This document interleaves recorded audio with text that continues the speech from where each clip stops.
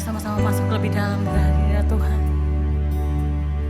Mari bawa pujian, bawa penyembahan untuk Tuhan.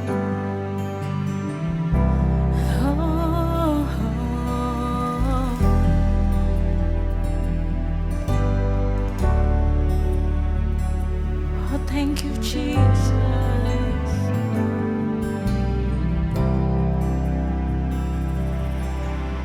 Masuk hadirat-Mu Tuhan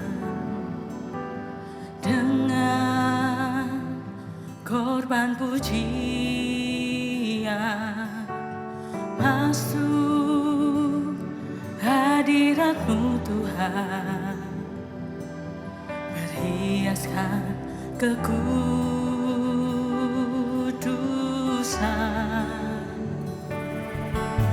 Di hadapan hadirat-Mu Tuhan, ku rasakan kedamaian. Di hadapan hadirat-Mu Tuhan, ku nampak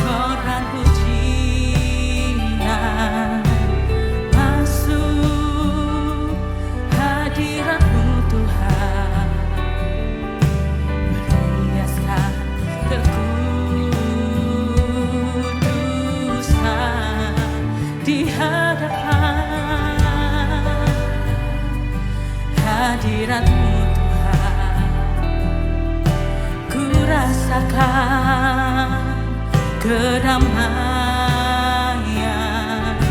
Di hadapan hadirat-Mu Tuhan, ku nampak keagungan.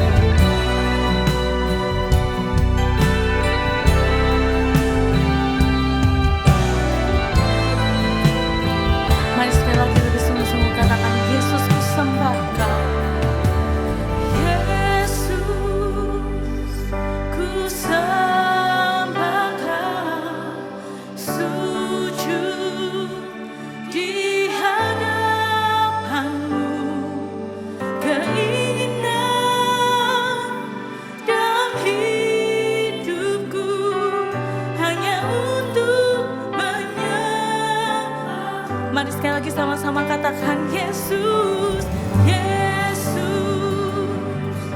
ku sembahkan, sujud di hadapan-Mu. Keindahan dalam hidupku hanya untuk menyembah. Mari sambil angkat tanganmu katakan Yesus, Yesus, ku sembahkan, sujud di hadapan-Mu. Keindahan dalam hidupku hanya untuk menyembah-Mu, Yesus.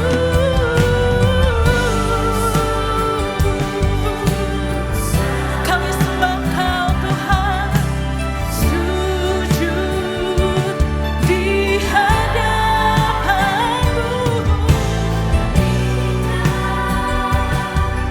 Dalam hidupku hanya untuk menyembah-Mu.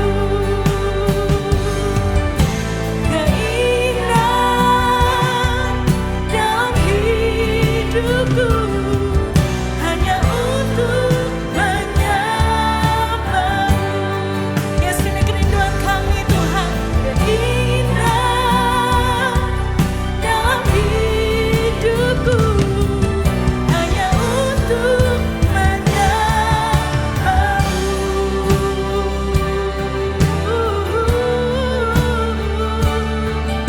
Mari sembah Dia.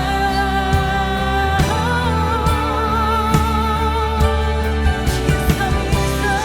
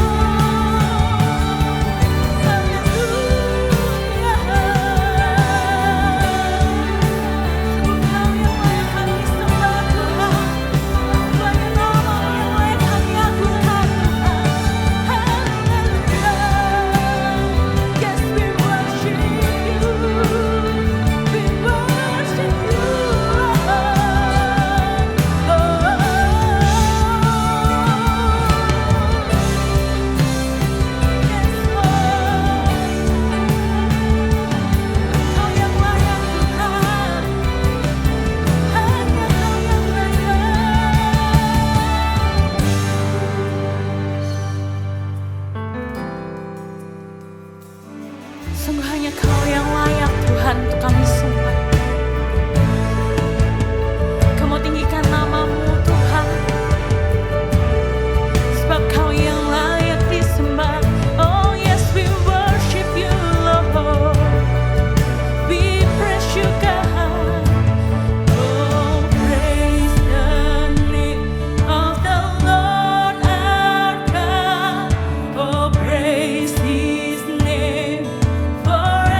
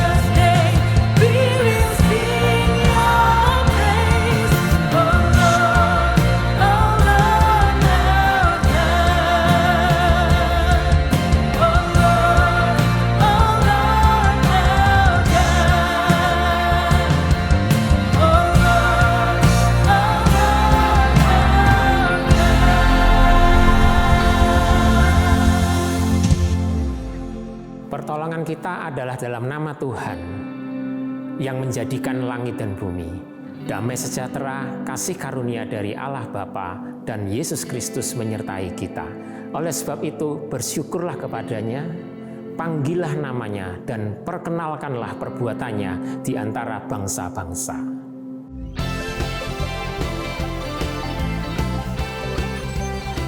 Semua teman-teman yang di rumah siap memuji Tuhan. Amin. Semua yakin bahwa Yesus adalah batu karang kita yang teguh, perisai kita.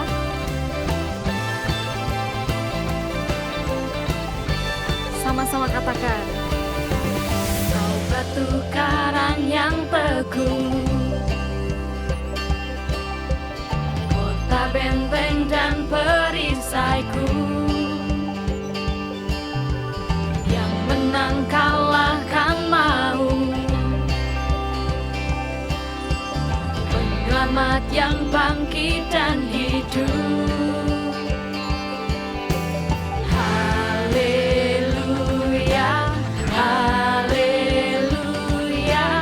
kekal mulia. Haleluya, haleluya, dahsyat berkuasa.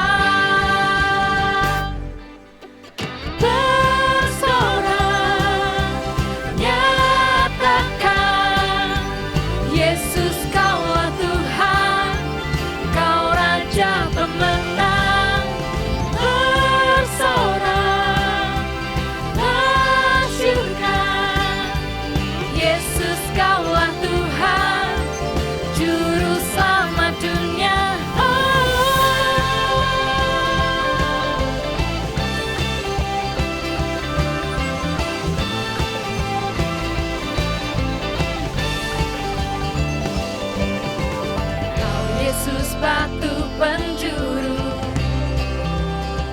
Dari siapa? Darimulah keselamatanku, yang menang kalahkan maut, penyelamat yang bangkit dan hidup. Boleh angkat tangannya? Haleluya, haleluya, kekal mulia. Haleluya, haleluya, dahsyat berkuasa. Bersorak, nyatakan, Yesus kaulah Tuhan, kau Raja pemenang. Bersorak, bersyukur, Yesus kaulah Tuhan, Juru Selamat dunia. Berikan tepuk tangan buat Tuhan kita.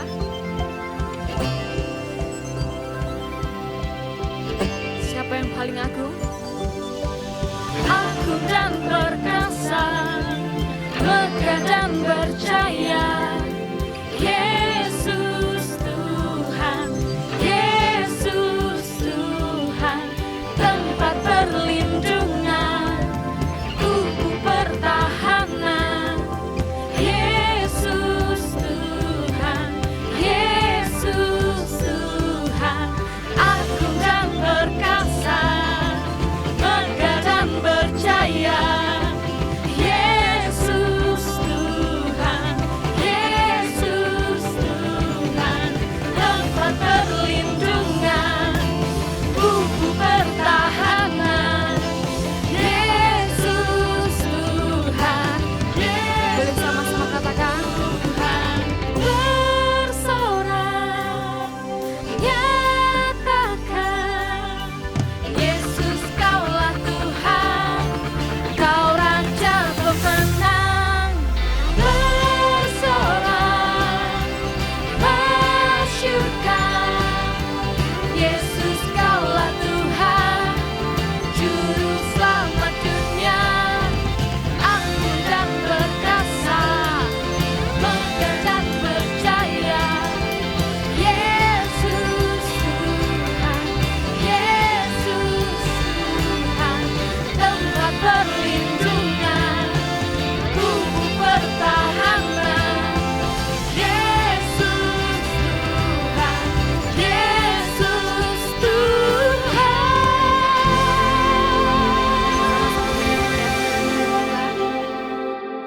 Haleluya.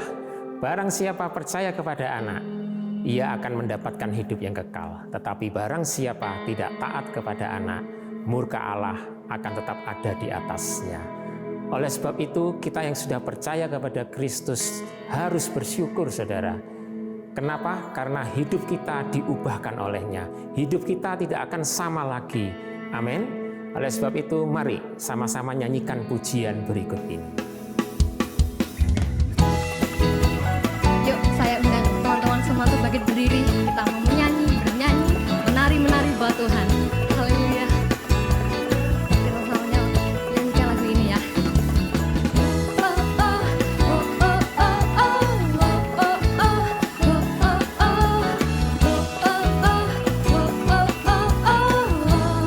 Mari sama-sama nyanyikan. Kaulah satu-satunya. Satu-satunya. Sumber dari segalanya. Kau kebenaran yang selalu ku pegang. Kau keyakinanku untuk bersinar terang. Yesus Tuhanku yang berkuasa atasku. Hidupku takkan sama. Kau Tuhan, ku tahu sungguh anugerah-Mu bagiku. Hidupku takkan sama. Kau nyanyikan.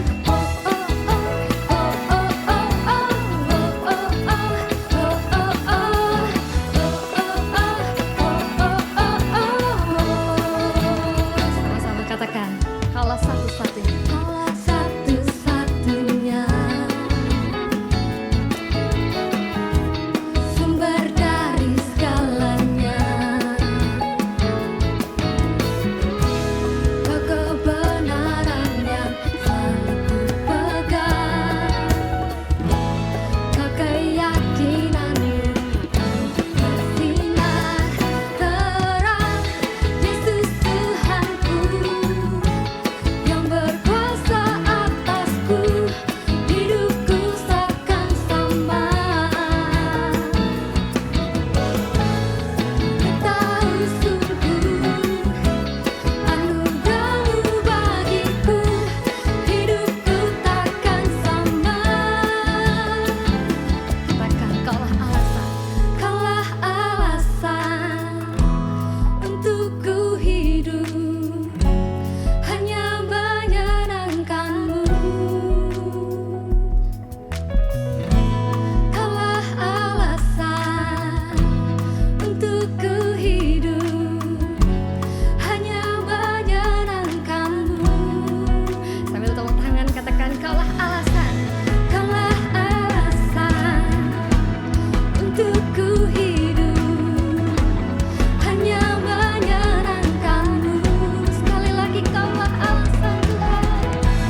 Kaulah alasan untuk ku hidup, hanya menyenangkan-Mu. Yesus Tuhanku yang berkuasa atasku. Hidupku takkan sama. Kau tahu Tuhan, ku tahu sungguh anugerah-Mu bagiku. Hidupku takkan sama.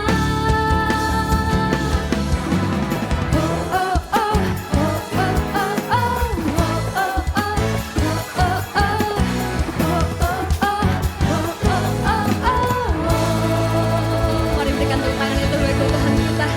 Haleluya. Kemana kita bisa pergi menghindar dari pandangan Tuhan? Kemana kita bisa menghindar dari hadirat Tuhan? Setingginya langit, sedalamnya lautan, hadirat Tuhan ada di sana. Oleh sebab itu, umat yang dikasihi Kristus, tetaplah berdiam di dalam hadirat Tuhan. Mari, saya ajak untuk kita lebih dalam lagi memuji dan menyembah Tuhan. Ini hati kami Tuhan, ini kerinduan kami Tuhan. Kami mau belajar untuk duduk diam di kaki-Mu Tuhan. Kami mau pandang wajah-Mu Bapa. Kami mau dengar suara-Mu Tuhan. Oh Jesus. Mari penuhi setiap hati kami Tuhan. Mari penuhi setiap hati kami Bapa. Penuhi hatiku dengan hadir-Mu.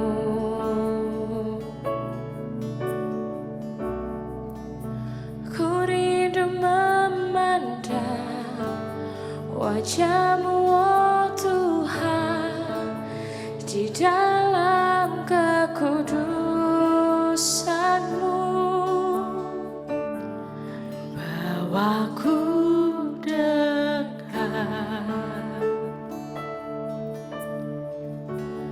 dalam hati-Mu.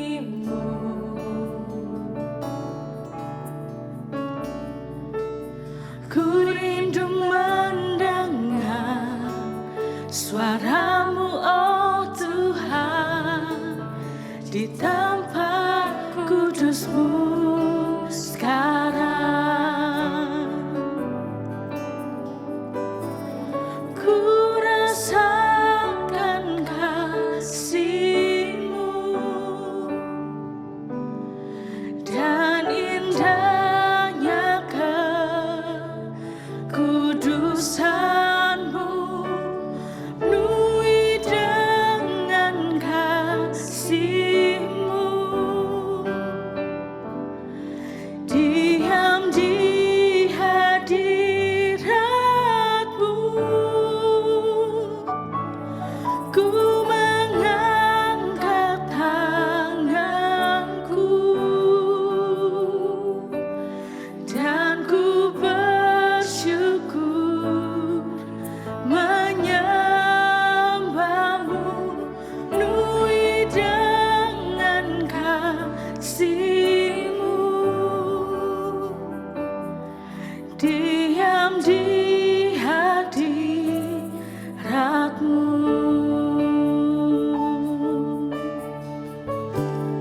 Penuhi hatiku dengan hadir-Mu.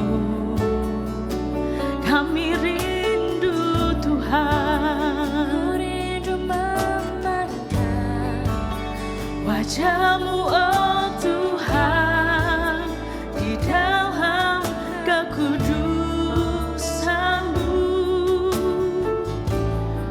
Bawaku dekat dalam hati-Mu. dalam hati-Mu. Kami rindu Tuhan, ku rindu mendengar suara-Mu, oh Tuhan, di tempat kudus-Mu sekarang. Ku rasakan kasih-Mu dan indahnya kekudusan-Mu. Penuhi dengan kasih-Mu,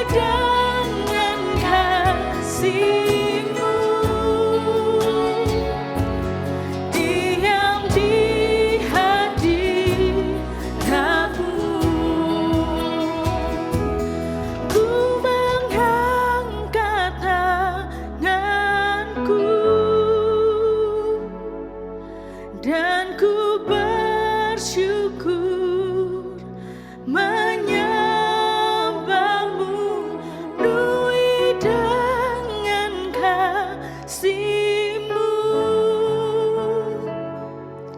diam di hadirat-Mu.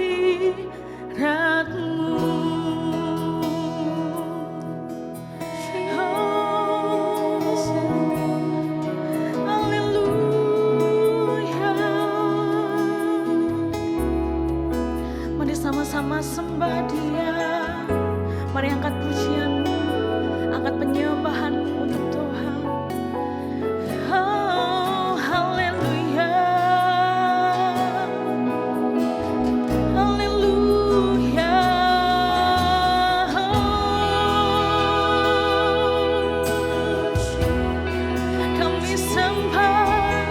Kami sembah namamu Tuhan. Yes, kami sembah Engkau. Kami sembah, kami tinggikan. Haleluya.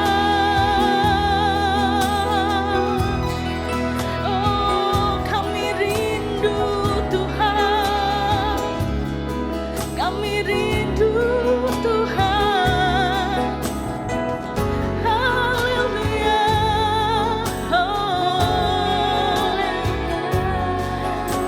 Yesus,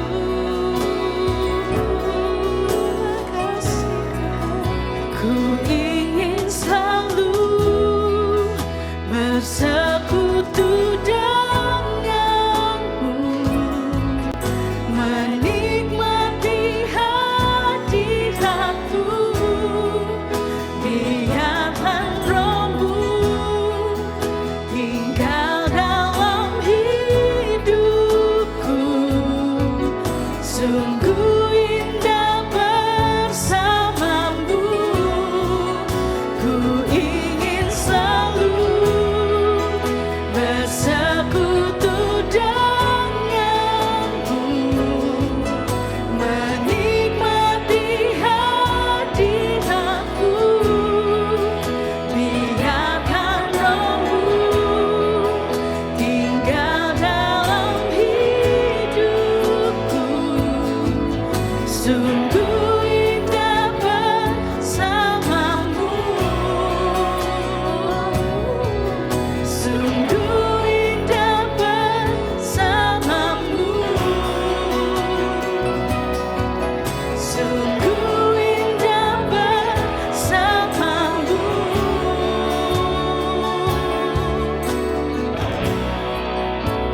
Selamanya.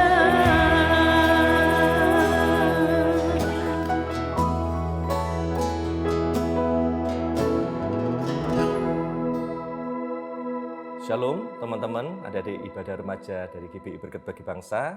Senang sekali kita bisa bertemu kembali di dalam ibadah pada hari ini. Tanpa terasa kita sudah kurang lebih 6 bulan tidak bertemu dalam ibadah offline, tapi kita tetap bisa bertemu dalam ibadah secara online. Saya rindu agar teman-teman adik-adik yang menyaksikan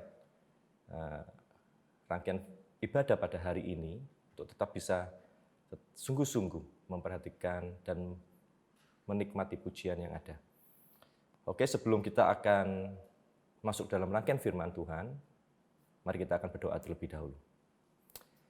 Sungguh kami bersyukur Tuhan kalau pada kesempatan hari ini kami masih bisa beribadah, kami masih bisa mendengarkan firman-Mu. Itu suatu anugerah yang besar bagi hidup kami. Kami mau memberikan waktu ini Tuhan, hidup kami untuk kami memperhatikan dengan sungguh-sungguh kebenaran firman-Mu, karena kami tahu firman-Mu menerangi jalan hidup kami dan kebenaran-Mu Tuhan membebaskan hidup kami. Terpujilah nama-Mu ya Tuhan. Kami mau belajar terus kebenaran firman-Mu dan kami mau melakukannya agar hidup kami makin serupa seperti Engkau. Terpujilah nama-Mu Tuhan. Terpujilah nama-Mu Tuhan. Di dalam nama Yesus kami berdoa dan mengucap syukur. Amin. Oke, Ini perlu saya ingatkan kepada teman-teman semua supaya kita juga terus disegarkan bahwa pada tahun ini gereja kita punya tema umum adalah Come Up Higher. Dan tema bulan ini dari ibadah remaja adalah tentang kejujuran atau honesty. Menjadi kerinduan kita agar topik tentang kejujuran ini membuat hidup kita makin serupa seperti Kristus. Karena kejujuran merupakan salah satu karakter dari Allah. Kita sepakat bahwa salah satu dampak yang akan diperoleh dari kejujuran itu adalah dipercaya. Saya kira semua akan setuju tentang bagian ini. Jadi salah satu dampak yang akan diperoleh dari kejujuran adalah dipercaya. Banyak orang karena kejujuran justru hidupnya mengalami kesulitan.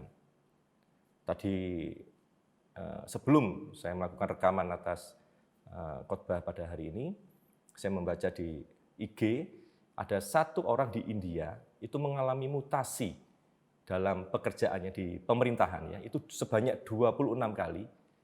Itu karena disebabkan dia terlalu jujur di dalam bekerja. Sehingga dia dimutasi sebanyak 26 kali. Padahal usianya dia mungkin belum masuk usia 40. Jadi itu suatu rotasi yang mungkin terbanyak yang pernah saya ketahui.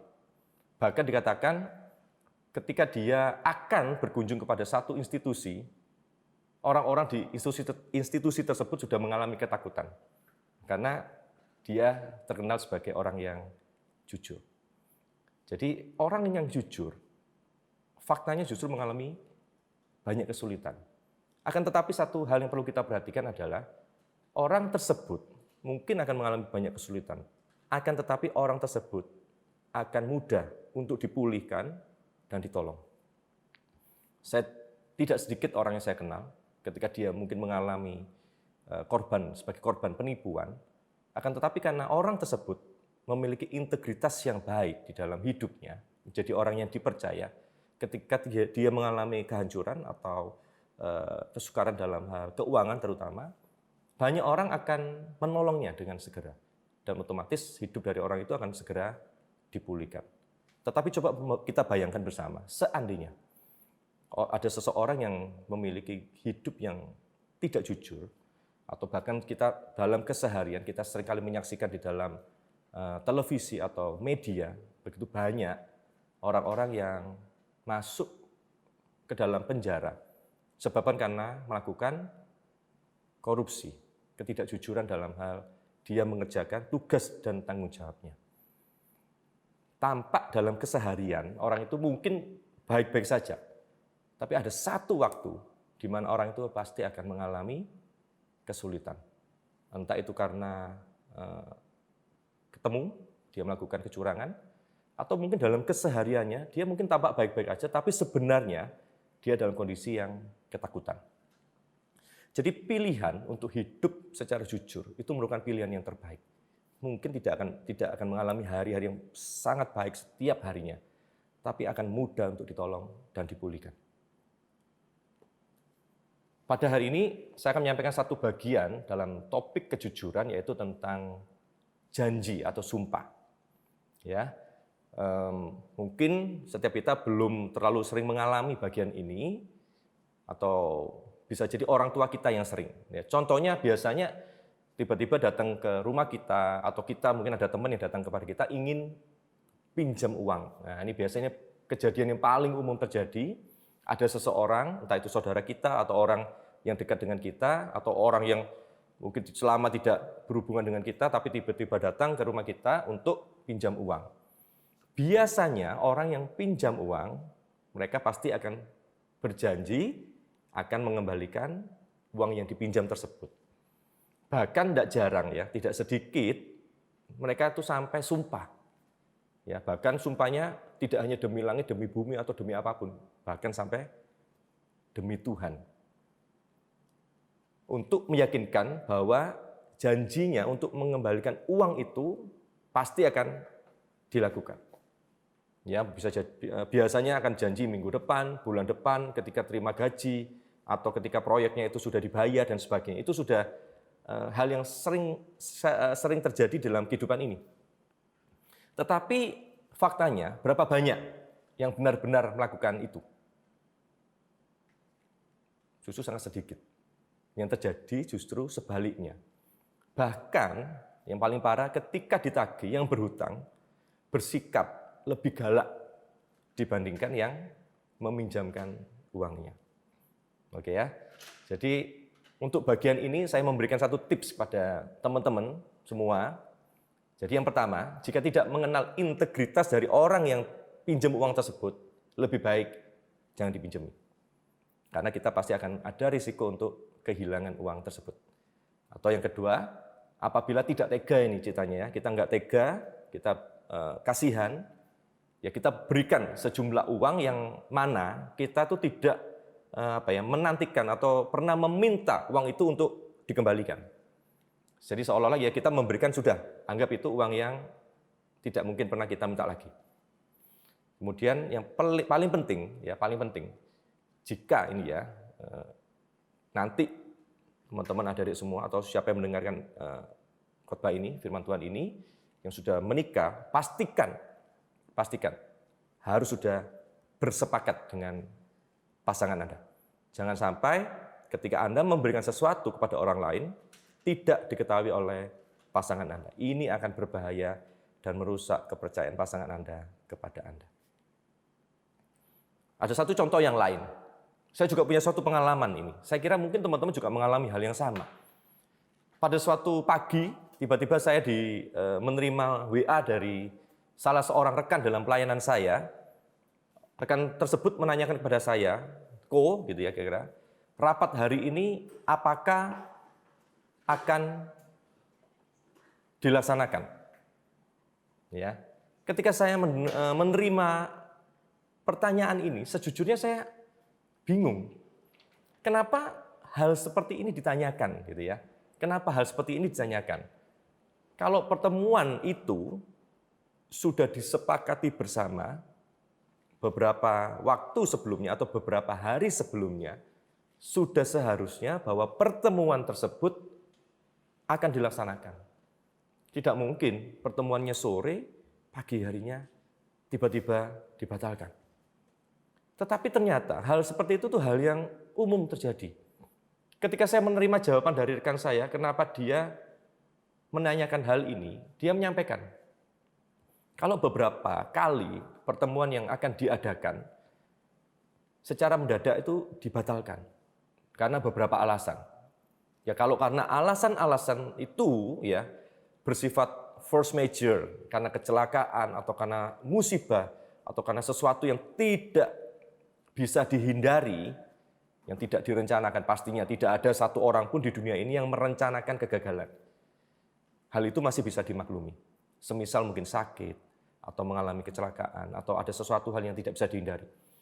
Akan tetapi kalau karena kelalaian, atau lebih parahnya karena ketidakdisiplinan, maka hal itu akan merugikan. Bahkan hal itu tidak bisa ditoleransi. Oleh karena itu bagian ini menjadi sangat penting untuk kita perhatikan kepada hidup kita sebagai anak-anak Tuhan. Bahwa setiap apa yang kita ucapkan atau setiap hal yang kita janjikan itu harus kita lakukan. Juga sering kita mendapatkan pesan OTW gitu ya, on the way. Kadang-kadang jawaban seperti ini membingungkan. Bahkan banyak sekali di sosial media ya, semua pasti pernah menyaksikan potongan cuplikan-cuplikan atau potong-potongan video yang menceritakan tentang bagian ini. Bilangnya OTW. Tapi sebenarnya masih di atas ranjang, masih belum melakukan sesuatu apapun, tapi berani bilang OTW.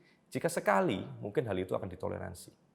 Tetapi jika kita sering kali melakukan hal ini, dan itu merugikan orang lain, jangan salahkan kalau hidup kita tidak dipercaya oleh orang lain. Jadi bagian ini sangat penting untuk kita perhatikan.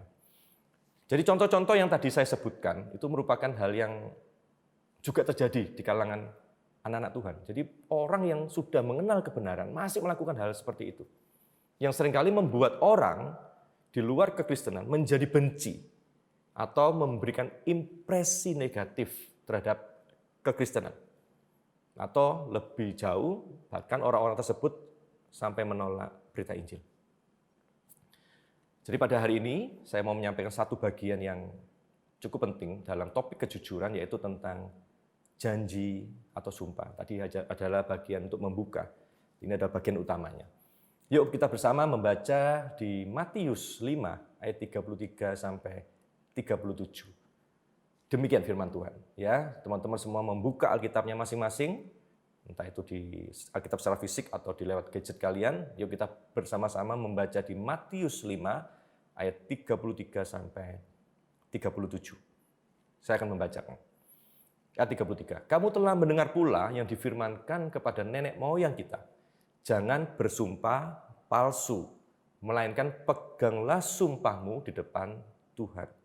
Jadi bagian penting, jangan bersumpah palsu, melainkan peganglah sumpahmu di depan Tuhan. Artinya ketika kita bersumpah, itu sama dengan kita ngomong kepada Tuhan.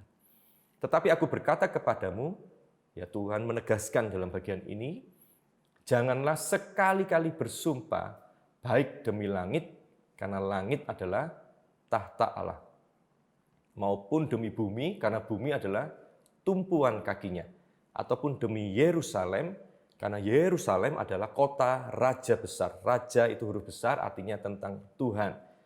Ayat 36, janganlah juga engkau bersumpah demi kepalamu. Bahkan bersumpah demi kepala kita sendiri, Tuhan bilang, tidak boleh. Karena kita, ya Tuhan bilang kepada kita, tidak berkuasa memutihkan atau menghitamkan sehelai rambut pun. Dan ayat 37 terakhir, jika ya, hendaklah kamu katakan ya. Jika tidak, hendaklah kamu katakan tidak. Apa yang lebih daripada itu berasal dari si jahat. Bagian ayat 37 ini mungkin beberapa kali kita pernah mendengarkan. Tetapi sebenarnya poin ayat 37 ini tidak bisa dilepaskan dari ayat 33. Jadi bagian 33 sampai 37 merupakan satu bagian lengkap yang menceritakan tentang bagaimana seharusnya kita berjanji dan kita bersumpah. Ini satu pengetahuan kita bersama, teman-teman, adik-adik semua. Matius pasal kelima ini merupakan bagian yang sangat terkenal di dalam Injil, yang disebut sebagai khotbah Yesus di bukit. Ya, jadi ini merupakan satu petunjuk praktis sebagai anak-anak Tuhan. Beberapa penulis menyebutkan bahwa Matius pasal kelima ini sebagai golden rule, atau sebagai petunjuk praktis gaya hidup anak-anak Tuhan yang seharusnya. Jika kita bisa melakukan pasal 5, ya Matius pasal 5 ini dengan sangat sungguh-sungguh, kita menjadi anak Tuhan yang luar biasa. Oke, yuk kita kembali ke bagian Matius 5 ayat 33 sampai 7. Kenapa? Jadi pertanyaan saya, yang melirik saya, kenapa sih sumpah ini ya, tentang sumpah ini disampaikan oleh Yesus pada bagian khotbah di bukit? Apa nggak ada topik lain yang jauh lebih penting? Ternyata pada waktu itu budaya orang-orang Farisi, ya, orang-orang Farisi berpendapat bahwa tidak semua sumpah memiliki bobot yang sama. Tidak semua sumpah bersifat mengikat yang sama. Aplikasinya pada hari-hari ini, ya, faktanya perilaku manusia hari-hari ini kurang lebih sama seperti orang-orang Farisi pada waktu itu. Seringkali menggunakan nama orang-orang yang beken atau nama-nama orang yang hebat, ya, bisa jadi ketika ke bank gitu ya, saya ini anaknya mungkin pejabat siapa, atau mungkin orang yang berpangkat siapa, atau bahkan ketika kita mau berhutang atau ada orang yang berhutang kepada kita ngomong, demi Tuhan ini pasti saya kembalikan, atau pasti akan saya selesaikan, supaya sumpahnya atau janjinya itu lebih dipercaya. Tapi seandainya kita menggunakan hal-hal yang lain atau nama-nama orang yang tidak terkenal atau siapa yang kita tidak mengetahuinya, seolah-olah janjinya menjadi begitu lemah dan tidak bisa dipercaya. Itu yang kebiasaan yang dilakukan oleh orang-orang Farisi pada waktu itu. Kenapa? Sehingga Yesus menyampaikan bagian ini. Artinya bagian ini begitu penting. Kita baca satu bagian lagi. Jadi ada dua perikop pasal yang perlu kita perhatikan dengan sungguh-sungguh dari Matius 5 ayat 33 sampai 37 dan Matius 23 ayat 16 sampai 22. Bagian ini menjelaskan tentang apa yang tadi saya sampaikan. Tentang budaya orang Farisi pada waktu itu.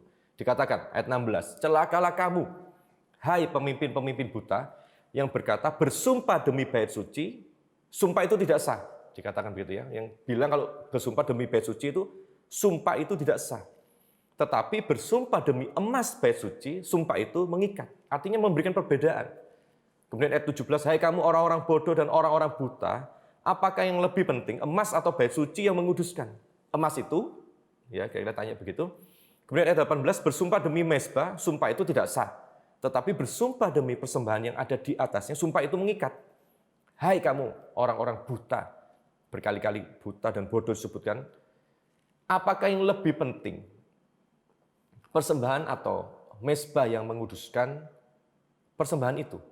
Karena itu barang siapa bersumpah demi mezbah, ia bersumpah demi mezbah dan juga demi segala sesuatu yang terletak di atasnya. Jadi ketika orang pada waktu bersumpah tentang mezbah, artinya segala yang ada di atas mezbah itu juga ikut di dalamnya. Kemudian ayat 21, dan barang siapa bersumpah demi bait suci, ia bersumpah demi bait suci dan juga demi Dia, Allah, yang diam di situ.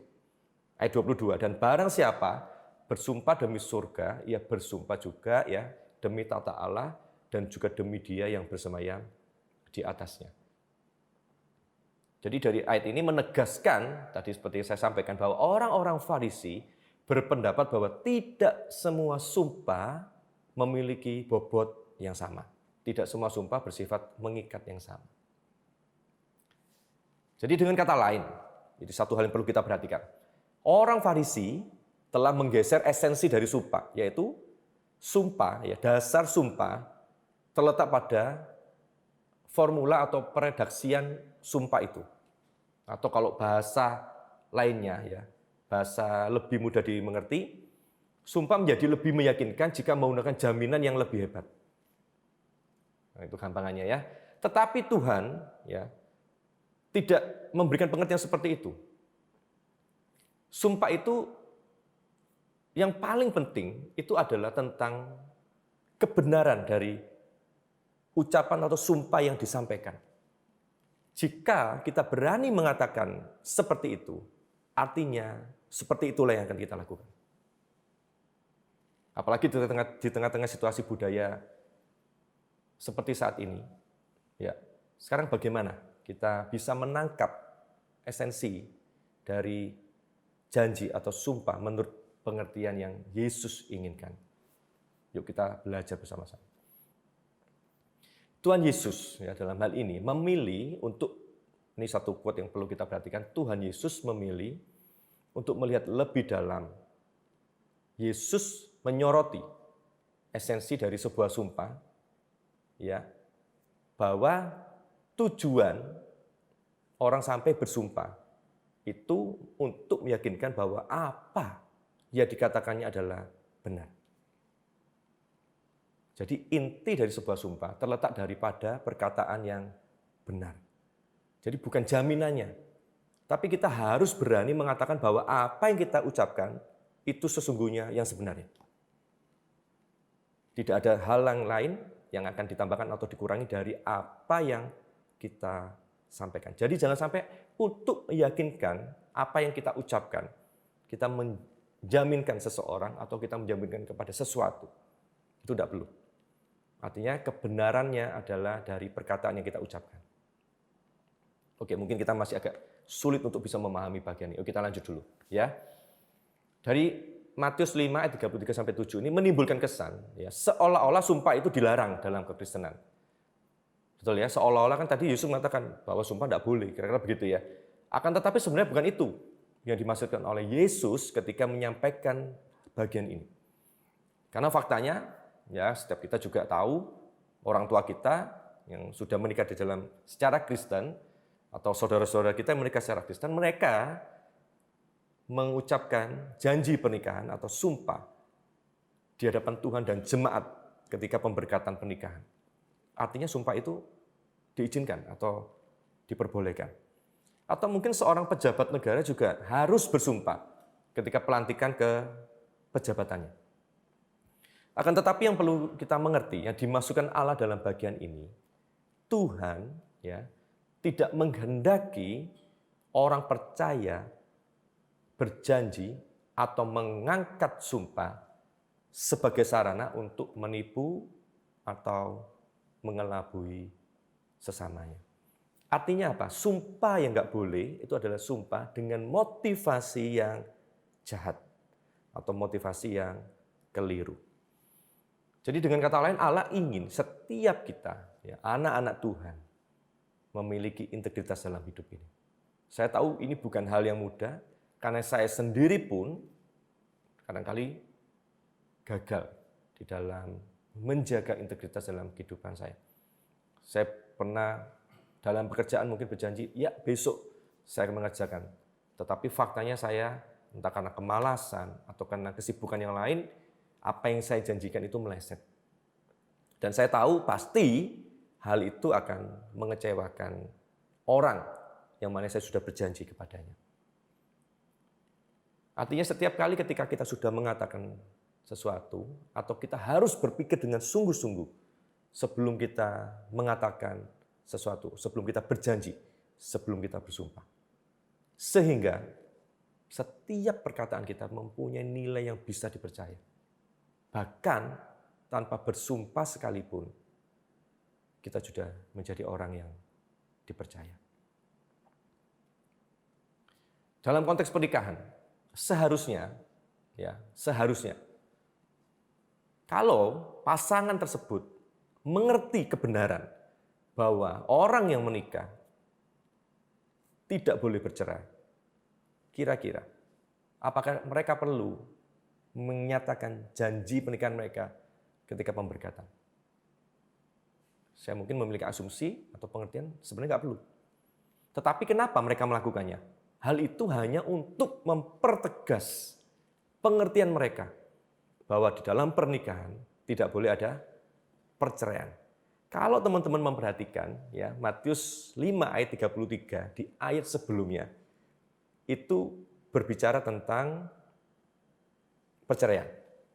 Kemudian sebagai anak Tuhan yang dipercaya untuk menjabat dalam pemerintahan tanpa sumpah pun seharusnya tetap hidup dalam integritas ketika menjalankan tugas dan tanggung jawabnya.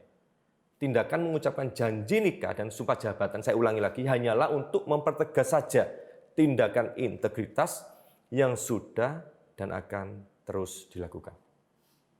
Oke, bagian akhir dari topik kita bahas hari ini. Kesimpulannya apa? Yang pertama, jadi ada 4 kesimpulan, jadi ini tolong diperhatikan dan mungkin juga bisa menjadi bahan diskusi di dalam visi teman-teman semuanya. Yang pertama, jadi pada prinsipnya sumpah tidak dilarang oleh Allah. Asal motivasinya, tujuannya untuk kemuliaan nama Tuhan.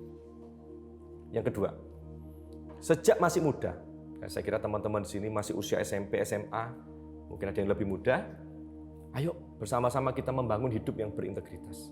Ketika kita diminta oleh orang tua kita mengerjakan sesuatu, ketika kita berani ngomong, ya ma, ya pa, aku akan melakukannya, artinya kita harus segera melakukannya dan lebih baik dibandingkan yang diharapkan, sebaik mungkin. Apabila ada perubahan atas janji yang kita ucapkan, pastikan kita harus melakukan konfirmasi terlebih dahulu dengan orang yang mana kita berjanji. Akan tetapi hal ini tidak berlaku, satu catatan penting ya, tidak berlaku untuk hal-hal yang melanggar kebenaran firman Tuhan. Contohnya begini, orang pasangan menikah, kemudian mereka karena ingin menggagalkan janji pernikahannya, terus mereka diskusi, lebih baik kita mau cerai aja, nggak bisa, nggak boleh. Atau mungkin janjian, kita mau korupsi, nggak bisa. Jadi boleh asal tidak melanggar kebenaran firman Tuhan. Yang keempat, pada akhirnya kita akan dinilai sebagai pribadi yang memiliki integritas. Dan ya, jika kita sudah menghidupi bagian ini, pada akhirnya kita akan dinilai sebagai pribadi yang memiliki integritas, dan hal ini akan memudahkan kita ketika kita menyampaikan berita Injil kepada orang lain, sehingga membawa orang lain kepada Kristus, kepada keselamatan. Oke, teman-teman ada di semua. Saya harap bagian ini tidak hanya berhenti di waktu ini saja, tetapi teman-teman bisa mendiskusikannya, teman-teman juga bisa secara terbuka menanyakan kepada saya secara pribadi, juga bisa nulis di kolom komen untuk menanyakan mungkin, dan saya akan berusaha menjawabnya. Oke, biarlah kebenaran firman Tuhan ini bisa kita terima, bisa kita lakukan, agar hidup kita makin memuliakan nama Tuhan. Oke, kita akan menutup bagian ini. Sebelumnya kita bersama-sama berdoa. Bapa di surga, kami bersyukur ketika kami diberikan pengertian bagaimana seharusnya kami hidup sebagai anak-anak Tuhan melalui bagian Matius 5 ayat 33 sampai 37. Ketika kami berani mengatakan sesuatu, artinya kami harus melakukan seperti apa yang kami katakan. Sehingga kami menjadi orang-orang anak-anak Tuhan yang dipercaya. Dan pada akhirnya, melalui perkataan kami, melalui hidup kami bisa membawa orang-orang di sekitar kami Tuhan untuk datang kepadamu. Agar berita Injil yang kami sampaikan merupakan berita yang bisa dipercaya. Sebagaimana kami sudah membawa hidup kami memiliki integritas di hadapan-Mu Tuhan. Terpujilah nama-Mu Tuhan. Kau Allah yang terus berbicara kepada setiap teman-teman yang mendengarkan bagian ini. Memberkati hidup mereka, menjadikan mereka serupa seperti Engkau ya Bapa. Terpujilah nama-Mu Tuhan. Di dalam nama-Mu Yesus, kami berdoa dan mengucap syukur. Amin.